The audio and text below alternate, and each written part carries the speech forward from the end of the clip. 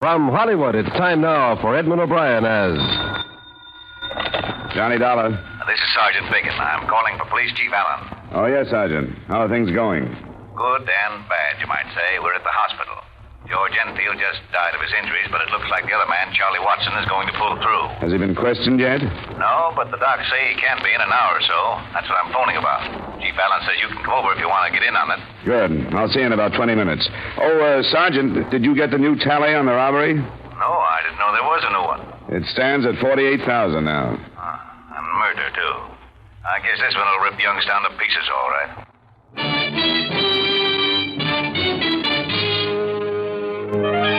Edmund O'Brien in a transcribed adventure of the man with the action-packed expense account, America's fabulous freelance insurance investigator. Yours truly, Johnny Dollar.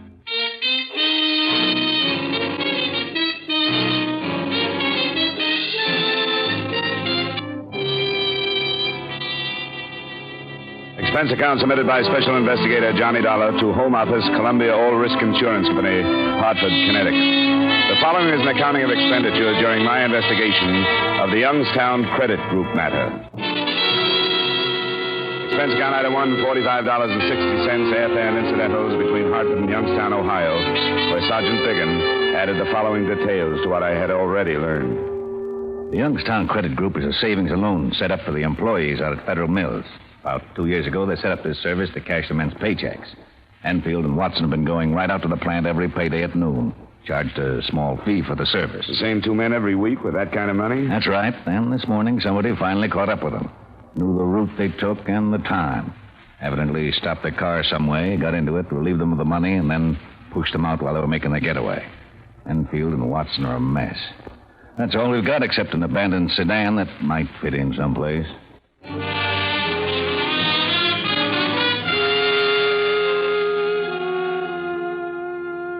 It was a couple of hours later when I was told that one of the victims, George Enfield, had died as a result of being thrown from the speeding car.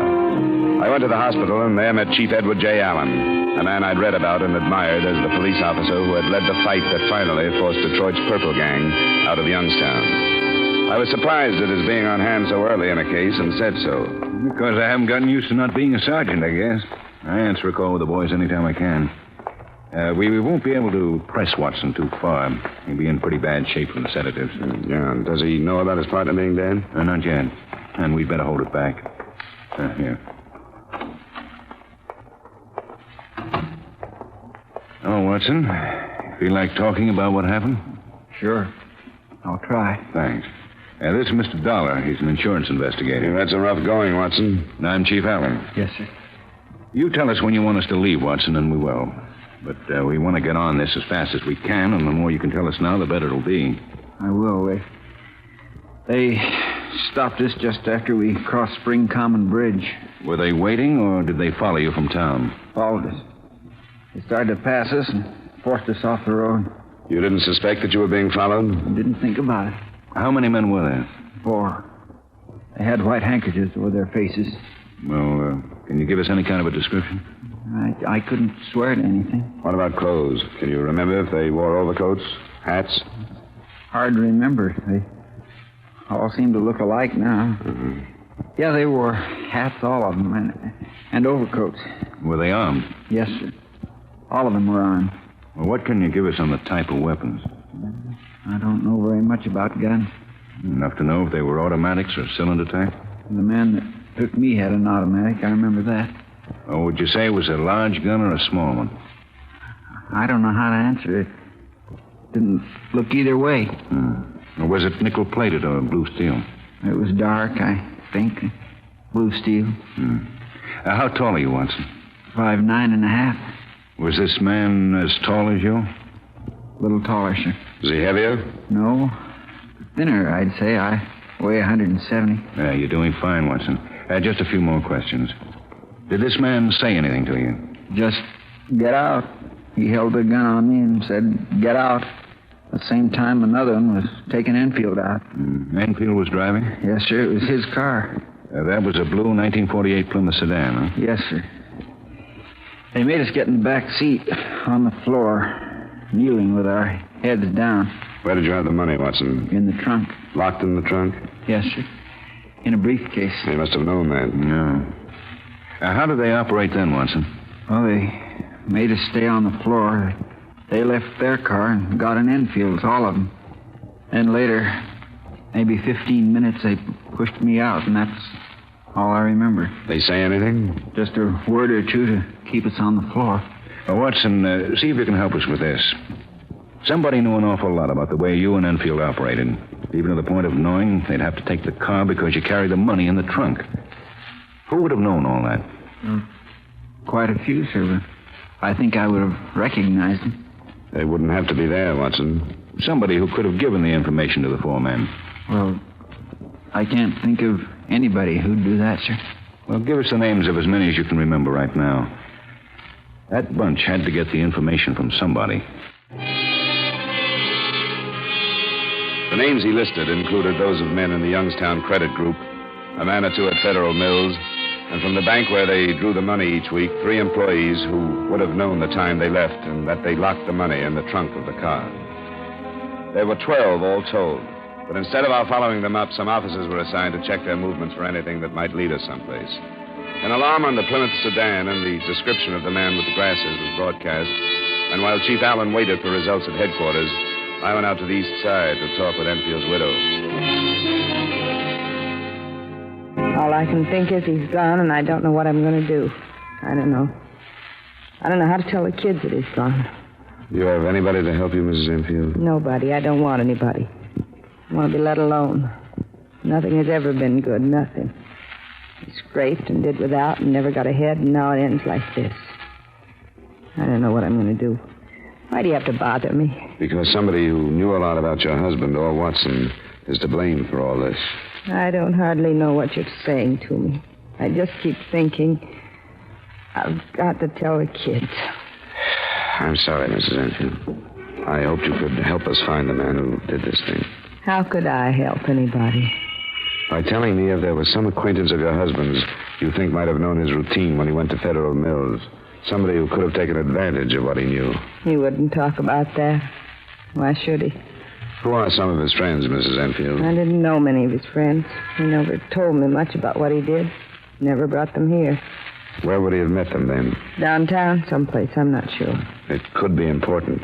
He used to bowl, but I never went with him. I couldn't say where. Why do you make me talk about things he did? He won't do them no more. Not right you're bothering me like this. Not now. Not so soon like this. Leave me alone. All right, Mrs. Enfield. Believe me, I wouldn't have come if it weren't so important to learn as much as we can, as quickly as we can.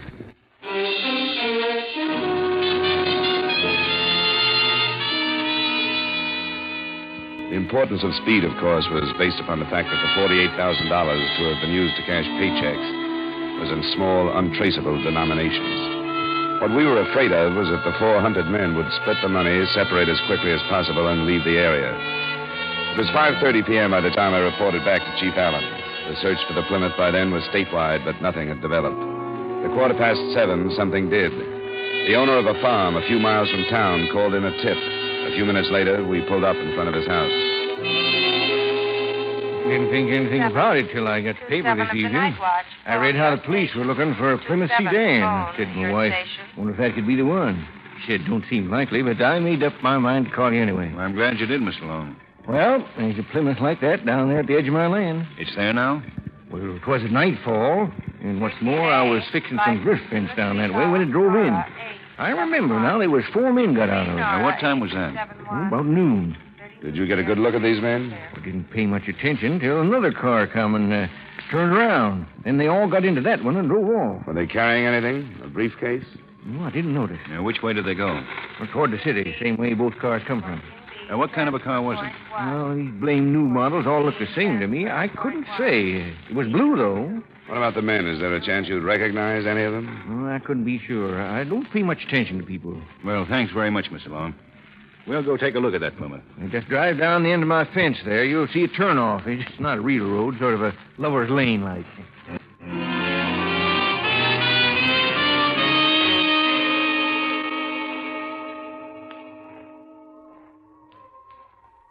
It's the car, all right, Dollar. Yeah, they dumped it in a hurry, didn't they? Here. Key's still in the trunk lock. We're up against a really well-planned thing here, aren't we? They're sure ahead of us so far. Another car and a fifth man to figure now. Do you think they went back to town? Would you have planned it that way? Maybe. If I had, I would have thrown you a curve. You and all the deputies and the state police would be looking for a group of 4 making a getaway. Yeah, that's right. But I'd be back in town, not part of a group anymore, but anybody on the street. Yeah. With a drawer full of unmarked bills someplace. Well, we got the sedan in and see if it'll give us anything. I can drive it if you want without messing up too many prints. Yeah, it would save some time. Hey, come here. What have you got? Look at the stain on the floor there. That be blood? It's hard to tell with just a flash. Let's get this thing in and put somebody to work on it.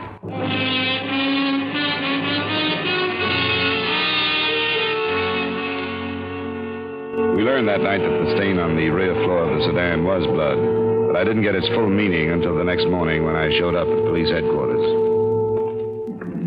Good morning, Mr. Dollar. Hi, Sergeant. Chief in? He's been here since dawn. Go on in. Thanks. Oh, there you are. Just called your hotel. I take it I'm late for something. Did you sew this thing up after I got out of your way? Hardly. I asked him to speed up the autopsy on Enfield last night, and it turns out that he was beaten before he was thrown out of that car. Oh? Yeah, with all the rest of the damage to his head, it was easy to miss. But the fatal wounds were caused by a blunt instrument, probably a length of pipe. And he must have known somebody in the group. Sure he did. We've got a downright premeditated murder on our hands.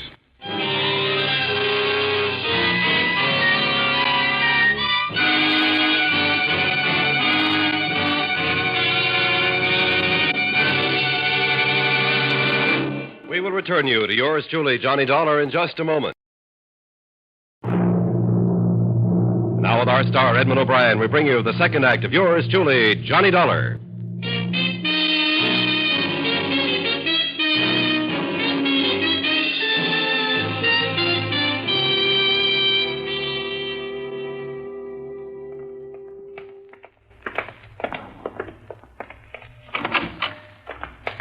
Morning, Watson. Morning, sir. How's it going today, Watson? Better? Yeah, I think so. You caught those guys yet? Not yet. Have you been told that George Enfield is dead? No. He died? They killed him, Watson. They beat him before they pushed him out of the car. The reason must have been because he knew one of the men, or maybe more than one. Now, I know at a time like that, things get a little out of focus. Most level-headed man in the world isn't likely to think quite straight. But we want to go over what happened with you again. Sure, but I don't see how it could have been anything like that. It almost has to be, Watson. They didn't kill you, so why would they kill him if they didn't have a darn good reason to? I don't know.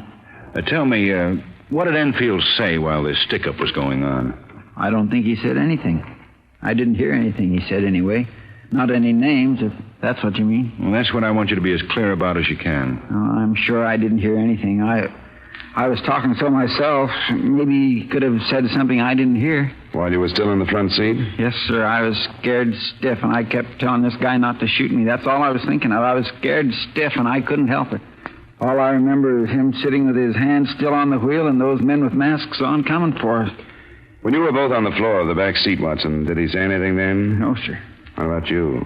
I was begging for my life, and I'm not ashamed to say so. You don't have to be. I was saying I don't care about the money and to let me out of there. I thought they were going to kill us then, because I couldn't think of any other reason why they should take us with them. And Enfield said nothing? No, I'm sure he didn't. Uh-huh. I remember now, one of the men even said something. He said, "What's the matter with you? Why aren't you begging like your buddy?" And George still didn't say anything. Did this man call him by name? I don't think so. No, he didn't. Dollar? Yeah, I think we've stayed long enough. Thanks very much, Watson. Sure. You may have helped us quite a lot. You get some rest now. We'll see you later. Yes, sir.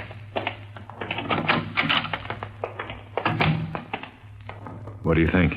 Well, I guess the same thing occurred to you. That Enfield might have set the whole thing up, and they got rid of him because he was the only link between them and the job. Uh-huh. Well, I'll give Watson a half hour's rest and see if I can find out how Enfield was acting before they were stopped. Will you go out and check the widow again? Sure.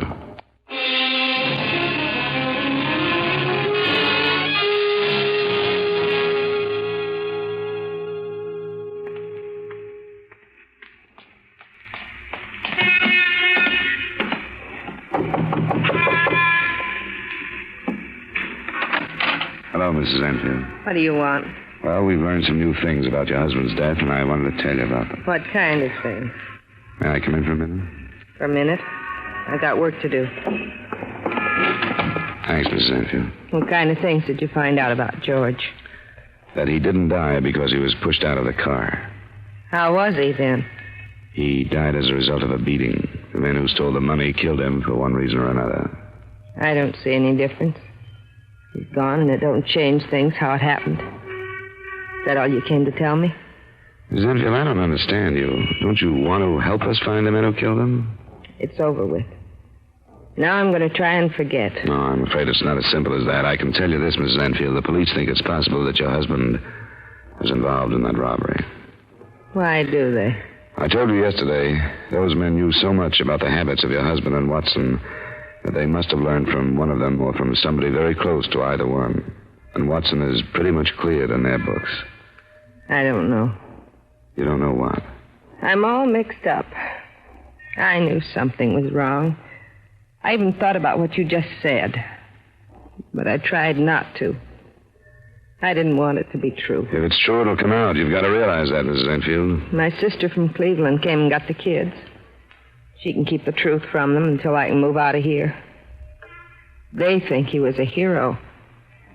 They're all I care about. Nothing can hurt me any more than he did. I'm sorry, Mrs. Enfield. I'll show you what kind of a man he was. This is what I found yesterday before you came. A railroad ticket. He was going to leave us. California. Why didn't you tell me yesterday? I didn't want anybody to know. I was ashamed. The kids, mostly. I didn't want them ever to find out. He was going to leave us with no money. With bills we couldn't pay. And that's all. That's what he thought of us. Was he involved in the robbery, Mrs. Enfield? I don't know. Something was going on. The past 2 weeks, I could tell there was something. He was out every night. He'd say it was at the High Point bowling alleys, but one night I was sick and I phoned there. He hadn't been there for 3 nights. Do you have any idea who he'd been seeing? No, but one night he talked on the phone to somebody named Carl. I was listening, and he said he'd meet this Carl at the High Point. That's all I know. Nothing more definite about the robbery? No. Except why would he buy a railroad ticket to California unless he was going to run away? Carl at the High Point. Thanks, Mrs. Enfield.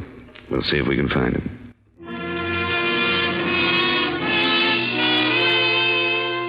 Comparing notes with Chief Allen made it look all the more like we were on the right track. Watson had told him that Enfield's attitude when they left the bank could have meant that he was under some kind of strain. Surprisingly, the name Carl fit in almost immediately. Carl Huffman, a punk with an unimportant police record, had been seen meeting Enfield in the High Point alleys. He was easily located and brought in for questioning.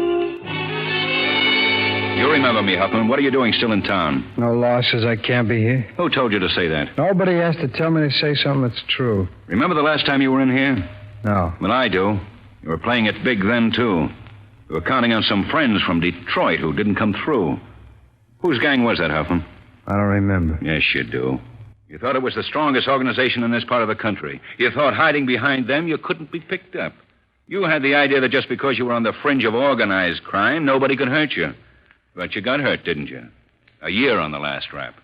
So I got a year. It settles it. If you had any brains, Huffman, you wouldn't be where you are now. You'd be a decent citizen. But here you are. You just can't get along in the world like everybody else. All right, let's talk about George Enfield. What about him? Do you want to take the rap for his murder? I can give it to you. What are you handing me? What murder? All we need is the fact that he was with you night before last. We've got that. It's a lie. I'll believe our witness under oath before I believe you. It's a lie. What witness? Ben Hochek, at the High Point. He says you were there the other night. Oh, sure I was. There's no law against that either. Hochek says you've been meeting Enfield there and leaving with him. He says you've been doing that for a couple of weeks. Well, that don't mean anything. You ought to play it smart, Huffman. He's got a lot on you. How can he? I didn't do nothing. You were seeing Enfield. Even his wife knew that. She knew he was planning to leave town, too. I can't help that. You were seeing him so you could set up that robbery, isn't that right? I don't know what you're talking about. Let's get back to that other thing you don't know about. Where were you the other morning between 11 and noon? I've already told you. I slept late. Your hotel clerk says he saw you leave at about 10:30. Well, he must have been mistaken. Do you want to take this rap alone? What rap? You got nothing on me. We've got enough to make a charge stick. You can't have. I didn't do nothing. I'll show you what we've got. You're in a bad way, Huffman. He didn't tell you yet about the witness. How can there be a witness? A farmer out where you dumped the Plymouth. He saw you drive it in. He watched you open the trunk and take the briefcase out. He's on his way in now. All right. You ever see this before, Huffman? No. I don't even know what it is. Don't know what it is. What does it look like? It's a piece of pipe we found in a ditch along the highway out past Federal Mills. About a half-mile beyond where you tossed Enfield out of the car. I tell you, I don't know what you're talking about. Look at it close, Huffman. See these marks up here? They're small, but they're bloodstains. It don't mean anything to me. It did to Enfield. That's what killed him. I don't know anything about it. I never saw it before. Then how come it's got your prints on it? That's a lie. I never touched it. I wasn't even... Oh, what's he? That's right. Why take it all yourself? Look, I didn't know there was going to be any killing. If I had, I wouldn't have got mixed up in it. Who are the rest of them? Bill Lewick and Vern Clark. But it was Enfield's idea. He started it. There are two more men, aren't there? Now, look, what kind of a break do I get for giving you all this? You can't make a deal with me, Huffman. You know that. Any break will have to come from the district attorney. Who are the other two men? Thayer brothers. Thayer brothers? Yeah. When did they come back to town? A couple of weeks ago. They've been laying mighty low. We haven't heard about it. Well, they wanted it kept quiet. They came back to build up a new organization. Chief, look, I'm giving you a lot. I ought to get a break. Well, it won't hurt you to cooperate. Well, they're the ones that did the killing, Ed and Charlie. Why? They didn't like Enfield. They were sitting in the back seat with him. They didn't say anything till after, though. Then they said that they were afraid he'd spill everything. They knew he was going to leave town, and they said nobody'd ever find out how he was killed. Well, the other two men still teamed up with him? No, this was a first job for Lewick and Clark. They work at the Ace Trucking Company. Now, what about the Thayer brothers? Where are they? They're staying at their old place out at the city limit. The Tuxedo Club? Huh? Well, that's still closed up.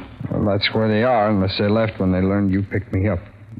Well, how would they know that? Look, I'm giving you an awful lot of stuff, Chief. They know because one of their friends has been following me around ever since the job. Sergeant Biggins. Yes, sir? The Thayer brothers are back in town. Back? According to Hoffman, they've holed up in their old joint. Get 2 or 3 squad cars out there. I don't want them to try to take the place because the Thayers have probably been tipped. I want some roadblocks set up in case they try to leave. I'll get right on it. And get 5 or 6 of our best men to meet me here at 4:30. We'll go out and pick them up at dusk.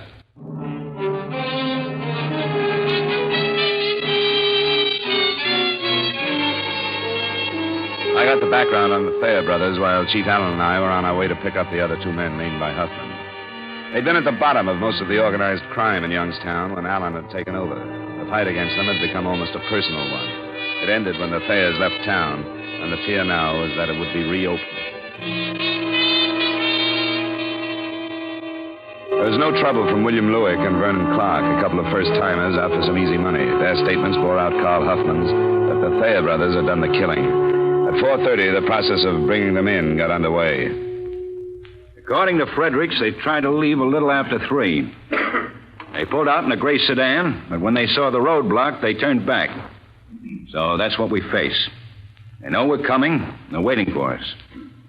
You men were picked because you've all been up against them before. You know what to expect. Anybody have a question? All right, we better get started.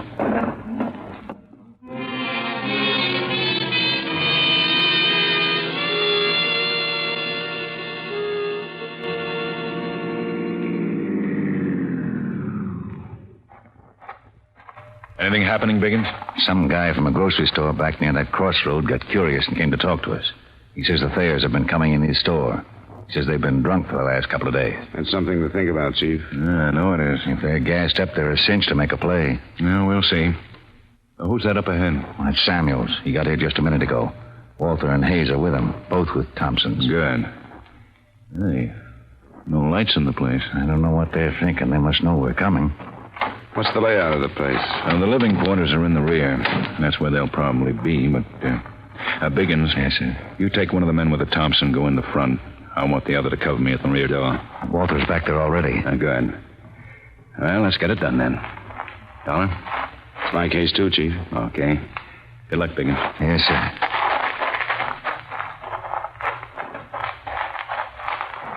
I'm moving in now, Walter. Right.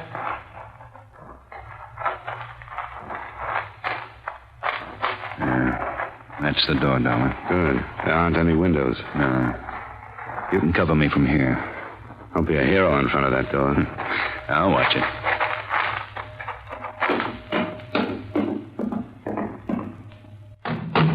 Ed, Charlie, police. Keep Allen. He's all right. All right, Walter. The Thompson, if they want it that way. Hey, come on, give me a hand.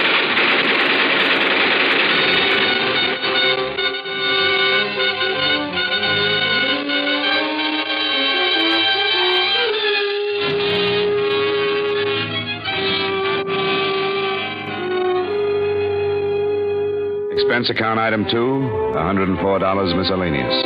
Item 3, same as item 1, transportation back to Hartford. Expense account total, $195.20. Remarks?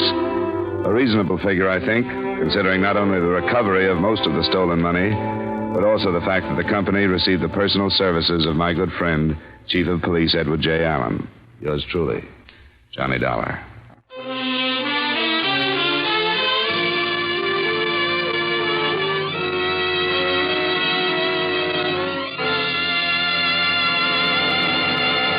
Yours truly, Johnny Dollar, stars Edmund O'Brien in the title role and is written by Gil Dowd with music by Wilbur Hatch. Featured in tonight's cast were Ed Begley, Bill Johnstone, Parley Bear, Virginia Gregg, Tim Graham, and Stacey Harris. Yours truly, Johnny Dollar, is transcribed in Hollywood by Jaime Del Valle.